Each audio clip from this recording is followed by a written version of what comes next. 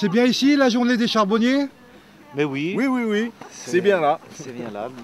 La randonnée va démarrer dans un moment et tout à l'heure on va remplir les fours et la mise à feu aura lieu cet après-midi. Bonjour, donc bienvenue au Baumette, donc à cette journée charbonnière. Nous allons passer donc une matinée et une journée pour ces charbonnières. Donc lieu des Baumettes un peu frisqué puisqu'on est dans une combe, une forêt donc gérée par l'ONF et à propriété de la commune de Saint-Guillaume depuis 1989. Donc une forêt essentiellement constituée de hêtres, de sapins et d'épicéas.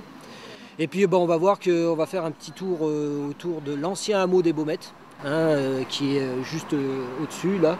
Donc il y a eu de la vie ici, mais vraiment de la vie active parce que c'était une vie liée au bois bien sûr. À la forêt, donc une scierie et puis un hameau habité par des gens qui essayaient de survivre et de vivre dans ces milieux un peu hostiles. Donc on va commencer par ça, puis après on va se rendre tout doucement jusqu'au lieu des charbonnières, donc site aussi historique puisque c'était un chantier de jeunes qui dans les années 40 a accueilli des jeunes de toute la France, qui sont venus faire du charbon ici, autour de charbonnières un peu spéciales. C'est pas des charbonnières fabriquées avec du bois, mais c'est des charbonnières vraiment en ferraille dans lesquelles on rangeait le bois à l'intérieur. Voilà, donc cette journée va être très festive, on la veut très festive. Et puis on espère aussi que les gens participeront aussi par leur jovialité et par leur convivialité sur le bon fonctionnement de cette journée. Voilà. Merci beaucoup. De rien. Donc on va partir maintenant. Ah là oui, on va y aller, parce qu'il va falloir bouger un peu parce qu'il fait frais. Donc on va se rendre jusqu'au Baumette. Donc il y a une petite, c'est pas très long, mais une petite marche pour aller jusqu'à cette.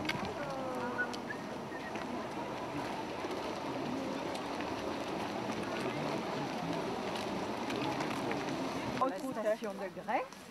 Oui. Est-ce que tout le monde m'entend là-bas? Vers les ruines du hameau de la Baumette, vous avez vu les pans de murs, toutes ces pierres. D'une façon surprenante, au regard de la sévérité quand même du site, des gens vivaient là. Et ils ont vécu pendant longtemps. Ce hameau existait déjà il y a près de 7 siècles. Lorsqu'en 1339, le dauphin Humbert II voulut vendre le Dauphiné, il fit faire une enquête sur tous les biens qu'il possédait.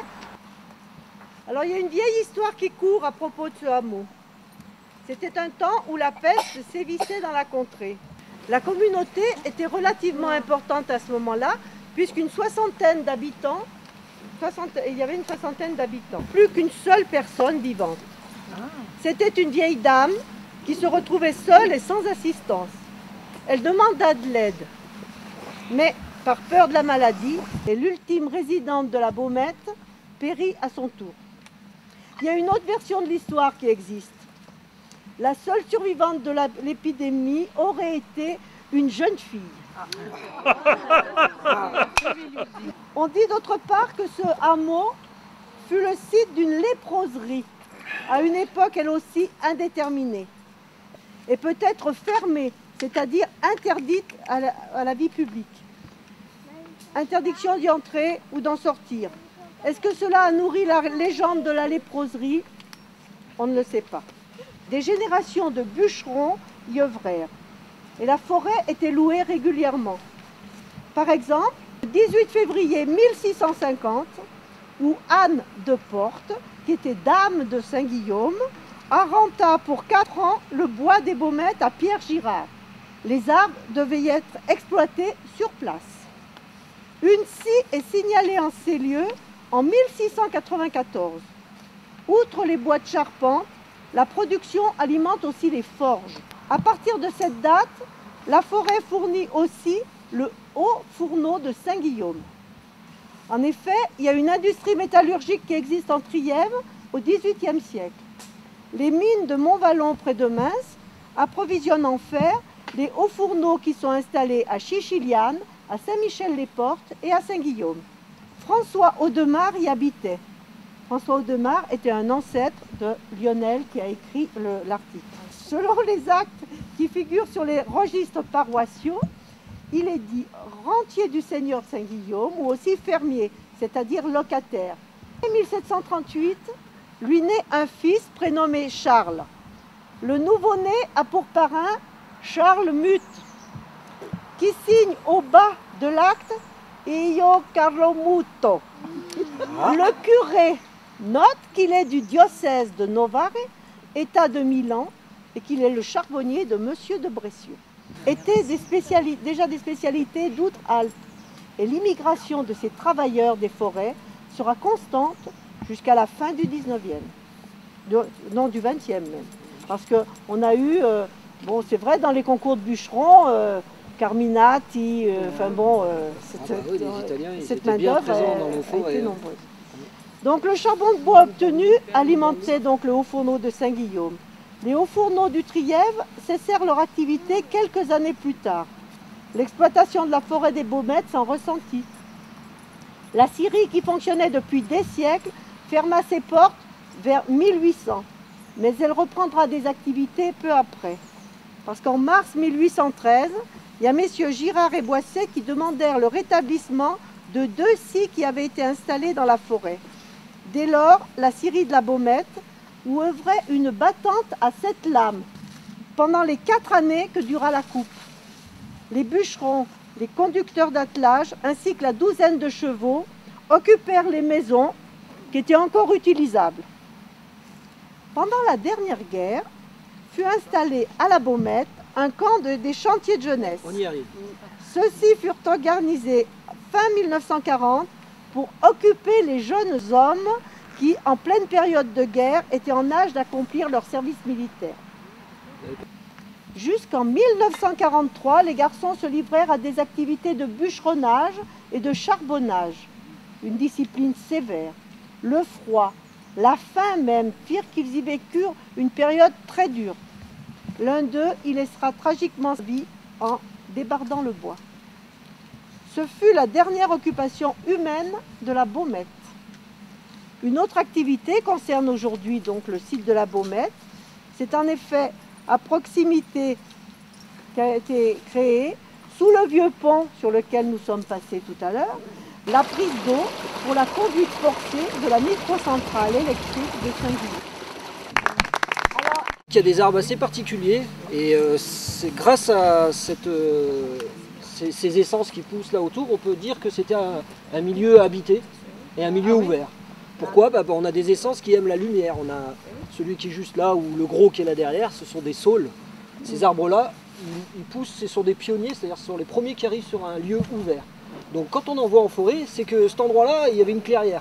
La clairière, elle peut être due à autre chose qu'une habitation. Bon là, après, on a les vestiges des habitations qui ne nous trahissent pas. On voit encore quelques pans de murs quand même. Et puis, il y a un autre spécimen qui est fort intéressant, c'est cet arbre-là qui est très droit, là, qui monte là. Et bien là, vous êtes en présence d'un orme de montagne. Et l'orme de montagne a disparu de nos contrées grâce à une maladie qui s'appelle la graphiose, qui a été ramenée avec des caisses de munitions, notamment d'Amérique. Cette petite maladie est véhiculée par un petit insecte qui a toujours existé chez nous, qui s'appelle le scolite, un petit scarabée, qui va pondre dans les écorces des arbres. Sauf que cette maladie qui est arrivée par le bois qu'on a ramené d'Amérique s'est posée sur la carapace de ce scarabée, qu'on appelle les élytres. Et quand il va pondre ses œufs, il dépose ce champignon sous l'écorce en même temps.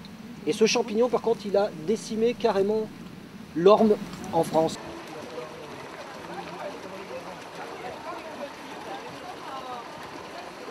J'ai choisi l'ancien sentier qui montait pour aller jusqu'aux Charbonnières. Et l'ancien sentier est un sentier, c'est pas une route forestière.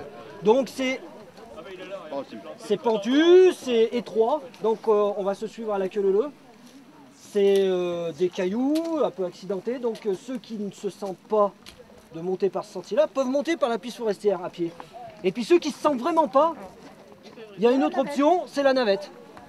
Mais moi je conseille quand même d'essayer de monter par la piste forestière, et puis si vous ne vous sentez pas, vous faites du stop, il y aura la navette.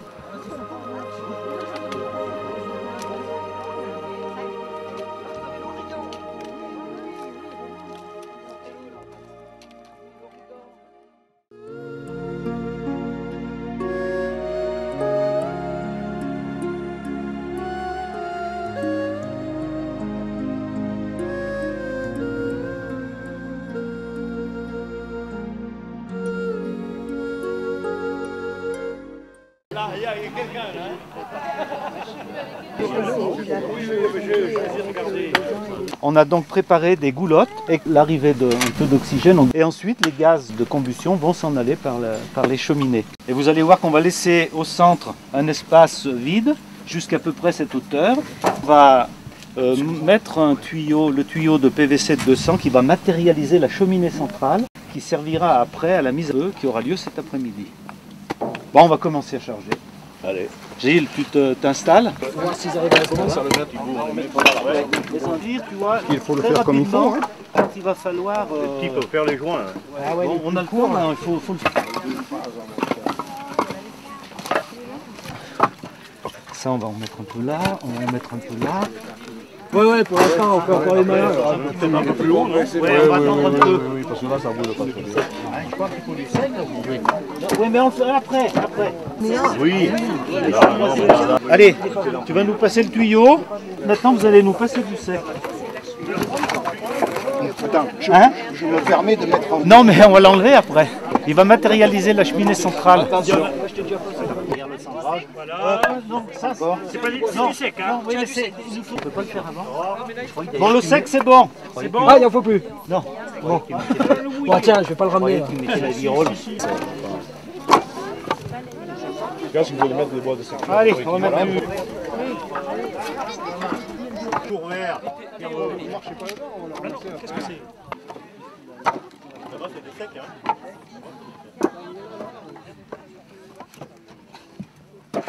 Là, on enlève encore une cheminée, René. Comme d'habitude. Alors, on va vous dire le repère. Il y a derrière, facile.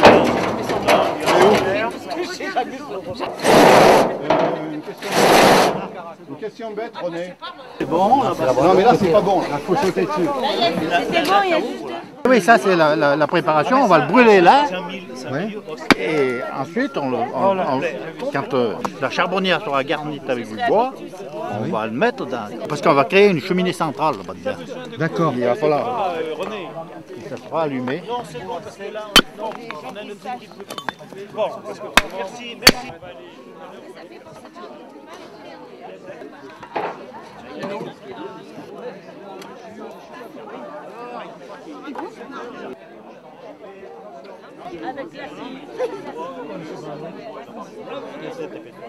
Là, il faut rien tomber.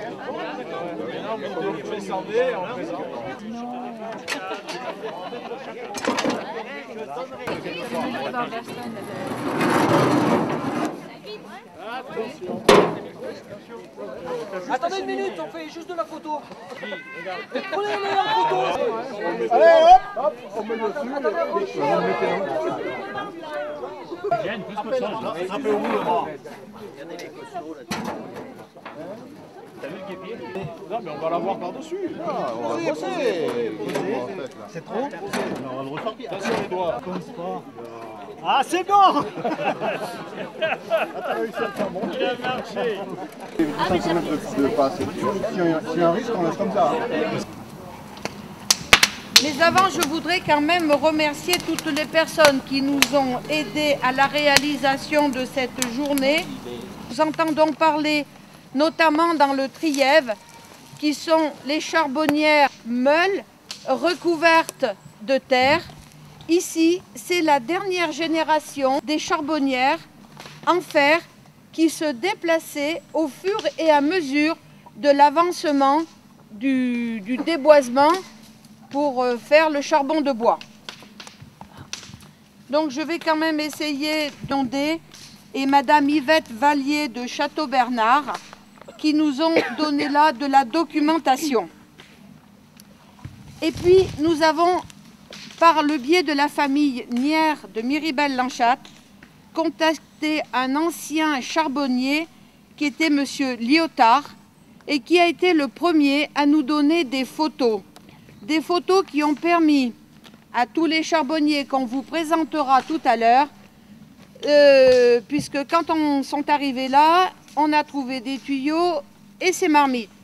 Puis je voudrais remercier Colette Moulin, qui est la conteuse, dont nous sommes très fiers qu'elle réside sur notre commune, ancienne institutrice, ancienne élue de la commune. Elle a su tout à l'heure vous raconter l'histoire dans l'ancien village de la Baumette, ce village qui hébergeait les charbonniers. Pour tous ceux qui ont pu la suivre tout à l'heure, merci Colette, c'était vraiment extraordinaire. Pour aller jusqu'aux charbonnières, nous avons été accompagnés de David Leroy qui représente ici le parc naturel régional du Vercors et qui est délégué par cet organisme pour venir nous accompagner. Il est ici présent. Merci David pour tes connaissances et pour tout ce que tu as su. Je voudrais aussi remercier Thierry Chion et David Picaretta, Thierry Didier, qui a fait nettoyer le sentier que vous avez donc emprunté tout à l'heure, le vrai sentier pédestre des charbonniers.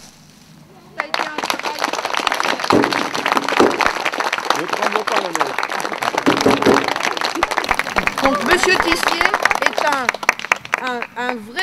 un pur des anciens des camps de jeunesse. Toujours prêt.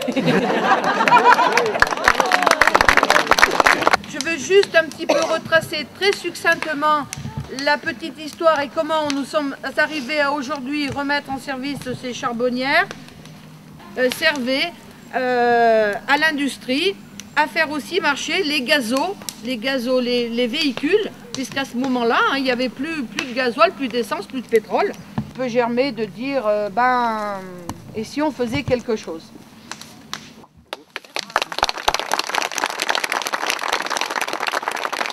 Ils ont laissé faire une fournée complète. Donc c'est là qu'on a complété nos connaissances sur la fabrication, parce que la littérature est peu fournie dans ce domaine. C'est plutôt une tradition orale, que ce soit sur Internet, je suis allé chercher aux archives départementales, au musée dauphinois, à l'IGA, etc. On avait très peu d'éléments pour développer les différentes étapes de la fabrication du charbon. Prenez-vous là. Quoi comme journal? Dauphiné libéré. Ah bon, un peu. Ça brûle mieux. Ça brûle mieux, ouais. L'équipe c'est pas terrible. On va faire des braises avec du petit jar gazogène pour pouvoir y faire glisser dans la cheminée là. Donc le PVC, le tube PVC qu'on a enlevé. Et puis voilà, donc on met 3 seaux de braise au fond, on remplit de petits bois et 3 quarts d'heure après on recharge en petits bois. Mesdames et messieurs, le four est maintenant chargé. On va procéder au colmatage des tuyaux qui vont servir à l'échappement des gaz de combustion. On va colmater cette virole et on va colmater le couvercle. Et puis, après s'être restauré, on viendra mettre à feu le four. On va faire des braises et on le fera vers 14 h à peu près. Voilà, l'opération maintenant touche à sa fin. Les brûlés, on va là-bas. Le dessous, non, ben, le dessous ça brûle. 45 cents, mais 10 kilos. Oui. Et tu vas à Carrefour. Voilà, ouais, c'est ce qu'on va faire. Bon, alors, si on a...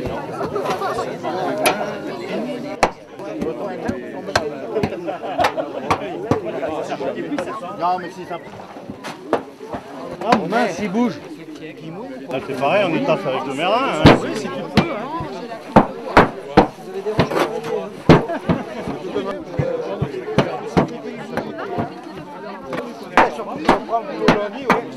Mais là-bas, il a l'impression de percer. Là maintenant le remplissage est fait, le colmatage est fait, on prépare les braises et puis on va remplir tout à l'heure.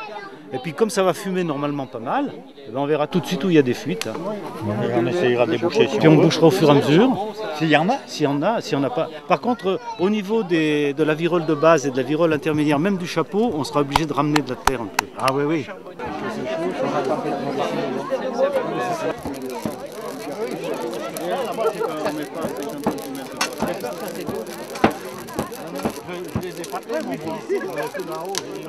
Je chercher de la ficelle. Mais je m'appelle pas Jeanne, attends, arrête.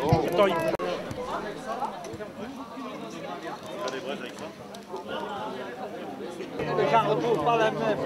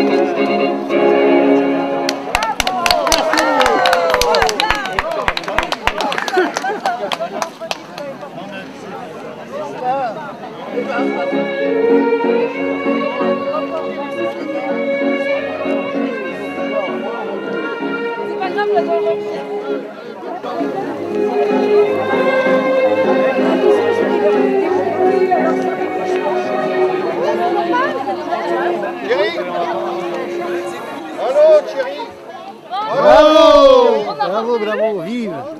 Vous aimez beaucoup danser hein? Oh là, oui, oui, j'aime beaucoup danser, j'aimais beaucoup danser. Ça m'a privé beaucoup, mais je suis quand même bien content d'être là comme je suis. Bon, c'est une belle journée aujourd'hui. Oh là, oh là! On a vu les charbonnières tout à l'heure. Oui, la plus belle journée. Et c'est la plus belle journée de ma vie.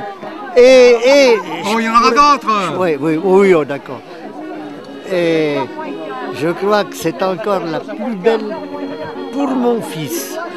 Il me fait un cadeau en prenant sur ses congés pour m'accompagner ici, ainsi qu'à beaucoup de commémorations. Mais je crois que dans le fond de lui-même, il doit être le plus heureux ça sera une des meilleures journées de sa vie aussi. Bien sûr. De voir son père comme ça. Oui, vous êtes rayonnant, vous êtes.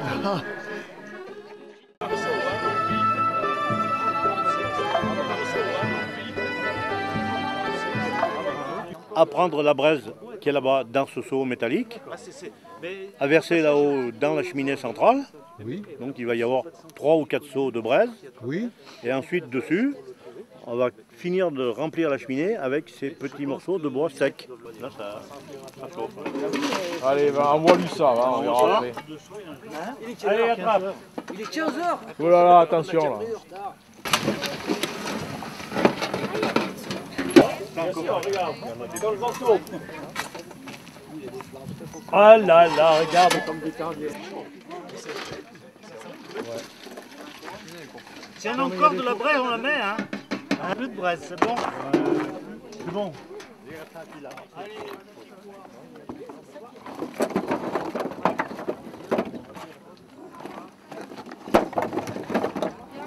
On rigole. Ouais, voilà. Ah, c'est ça. Image là. Oh, belle image. Il va tomber. Là, ça part plus. Voilà, comme ça. Oui. Arrête un peu. Ah non, faut la remplir. Attends un peu que ça. Ça prenne l'air. Voilà, ça fait comme les. On va sentir le hareng. On est du mauvais côté. Oui, c'est possible aussi.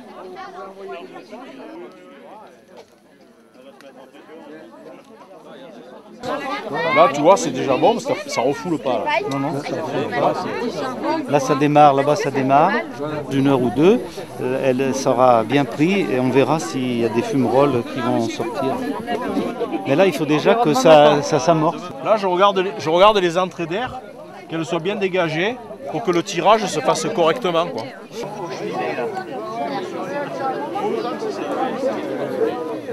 Il dépend des moments, il y a des moments ça.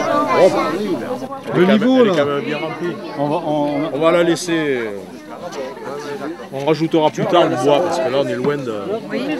Ça avait amorcé ici, et ça avait amorcé là-bas, mais ça n'a encore pas amorcé ici. Mais là ça va bien. Donc les entrées d'air se font, tu vois, ça y est, on voit que l'air arrive. Oui, oui.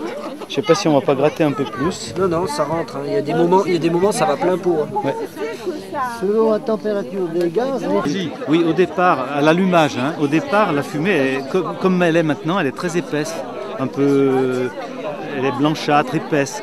Et après, elle va s'éclaircir. Et à ce moment-là, on va recharger en petits bois secs dans la cheminée centrale. Et alors, la couleur de la fumée donne des indications précieuses après sur la carbonisation du bois. Ça fait... Tant que la fumée est dense, épaisse, un peu jaunâtre, c'est qu'elle est encore chargée de vapeur d'eau. Et quand elle devient plus claire, la vapeur d'eau s'est éliminée et il n'y a presque plus de fumée. Donc la combustion est considérée comme terminée et on ferme tout.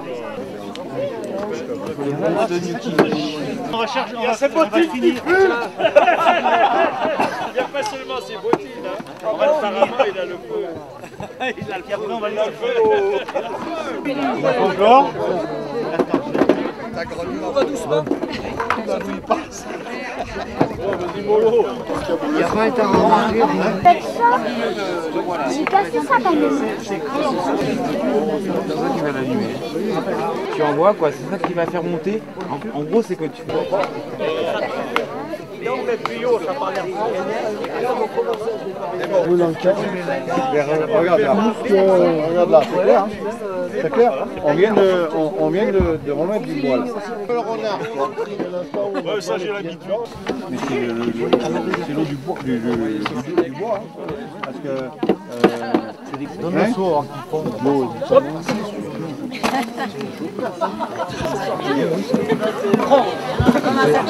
La braise, Non, non, la braise on l'a faite au cas où, mais on n'a pas bon, besoin. là, je pense que c'est bon. pourquoi il y a des dentelles là?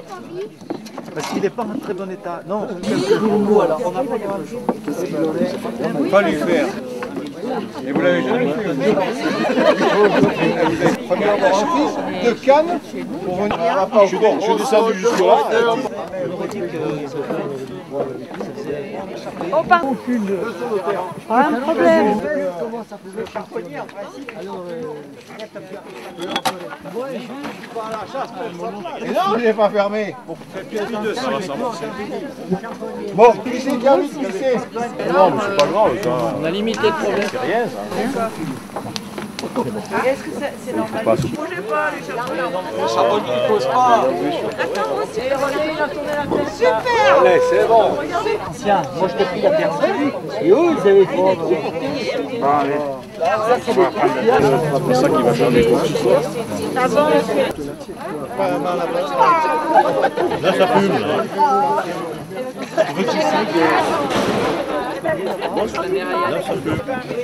Derrière ça, t'es au fond. Oh, t'as vu? Ça arrive. Ah mais c'est dur hein, la vie. Hein. Et on remonte la terre. Qu'est-ce qu'ils sont en train de foutre avec nos charbonniers? Tu veux aussi, tu veux rester? Ah bah oui, mais... Ah, bouge pas, c'est bon, c'est bon. Ah oui. Moi, je pense qu'il y en a beaucoup qui vont revenir après.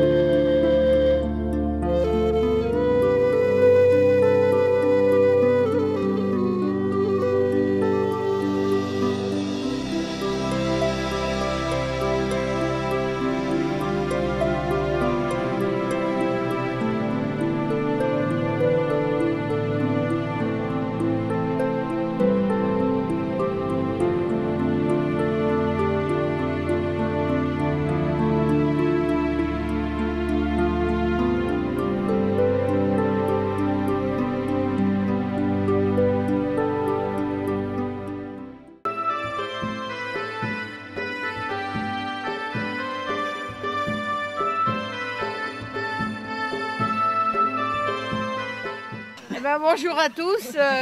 Je vois qu'on est quand même encore un petit peu nombreux pour venir voir le résultat de la charbonnière. Donc on va demander à nos charbonniers de bien vouloir ouvrir et vous allez voir le résultat. Bravo les charbonniers. Voilà, comme ça, c'est bon. Lui, on voit les cernes. Donc on va certainement trouver les imbrulés. J'aimerais bien voir les bouteilles. Ouais, on va trouver les imbrulés au fond en principe et sur les bordures. Ah, sur les bordures. Voilà, et au fond. On appelle ça comment, l'imbrulé? Alors les imbrulés chez les charbonniers s'appellent des mouches. Alors les mouches sont mises de côté et quand on refait une deuxième fournée, les mouches servent à mettre autour de la cheminée centrale pour démarrer la mise à feu. Mets-toi là, Gérard. La vie là-bas. Regardez la neige. Ils ont tous la tête baissée. Lève la tête. Faites voir vos têtes. Montrez vos dents. Ah les dents. Gilles.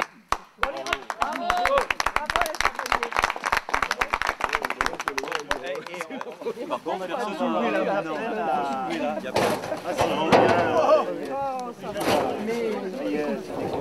On la pose là-bas. Attention les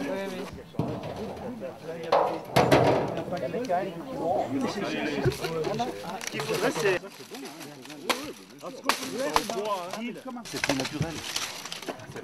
Là c'est bon. C'est bon. Il y en a l'impression qu'ils sont entiers. Et ça, c'est bon, tu mets des morceaux comme ça dans le poids, c'est pas grave. Pas si cuit. Il faudrait en sortir une qui a été travaillée, quoi. Donc la température n'a pas été assez haute, quoi. Pour le man l'année prochaine. Comment c'est quoi ça? C'est quoi ça?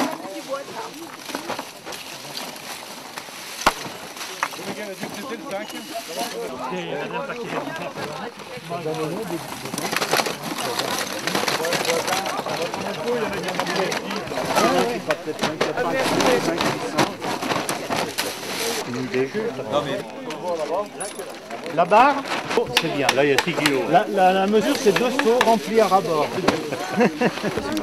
Allez, mettez la barre. Alors les sacs, ça se passe bien les sacs? Les sacs, oui. Bon. J'ai pas de bras assez long pour aller jusqu'au fond, mais après je me débrouille. Saute à pied, moi.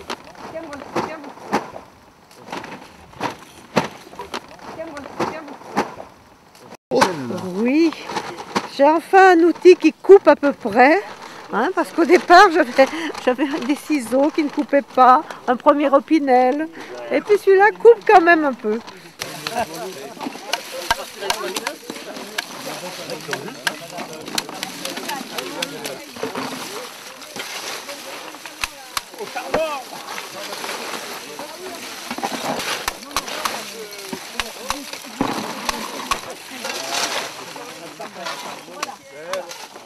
Elle ne prend pas, elle les laisse les gens, mais tu les vois, quoi.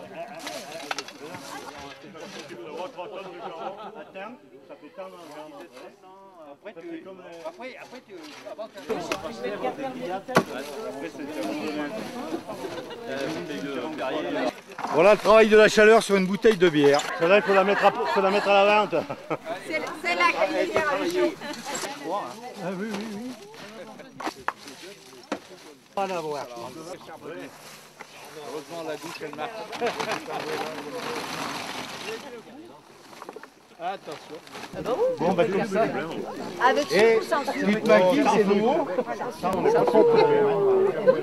Tu craches un peu les pieds. charbonnier. La douce, pas de café? Ouais, on a pas. Ça y est, on a fait le tour des charbonniers. Tu as vu, il fait le... Combien de sacs il y a eu? Il y a 50 sacs de, combien on a dit, 6 kilos chacun, ouais. Ça fait 300 kilos. Satisfait, oui. Pour un essai, pas trop mal. Il y a des choses à améliorer, c'est sûr. Les cheminées, ça n'a pas bougé. Les entrées d'air, apparemment, elles ont disparu. Mais bon, c'est normal vu que ça chauffe plus au niveau de... C'est étonnant, par contre, qu'elles soient restées comme ça au niveau des cheminées. Il laisse brûler. Nous, on a toujours réduit. Oui, pour ne pas avoir de la cendre. Hein. Ben voilà, et puis finalement, ça carbonise très bien. Oui. Et il faut laisser ouvert quasiment au moins une quinzaine d'heures tranquillement. Le restant là? Alors le restant maintenant, on va aller chercher une grille, on va le tamiser. Et puis ce sera du charbon de bois de plus petite dimension, mais qui servira très bien pour les barbecues domestiques, des petites grillades. Ça y est, vous l'avez acheté? Eh bien, je crois que j'ai fait une bonne affaire parce que ça vaut 5 € maintenant. Dans un siècle, ça vaudra 5 000 €. Ah, d'accord. C'est pour ça que je le prends. On a acheté le sac. C'est pour passer au salon.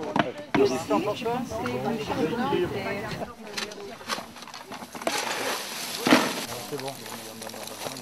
Il y en a assez? Bon, et ben.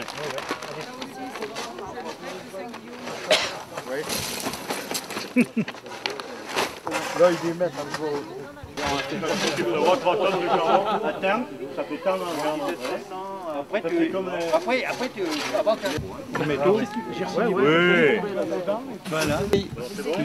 Celle-là, on la vend pas, elle est hors de prix. C'était une bouteille. C'était bien soumis. Mais t'en peux quand il... Quelqu'un d'autre qui veut voir comment il pèse? Là, il y a un peu plus de 6 kilos. Ah, bah, donc tu T'as vois. vu Gérard, hein? c'est peut-être le fait que le charbon soit plus fin. Ouais. Il pèse combien? Moi, j'ai... Voilà. Combien il fait? 6 kilos et demi. Il est plus dense, c'est pour ça? Voilà. Oui. Et on est un peu coincé après. Peut-être que vous pouvez tailler. Et puis le premier rang. Ou alors les faire moins longs.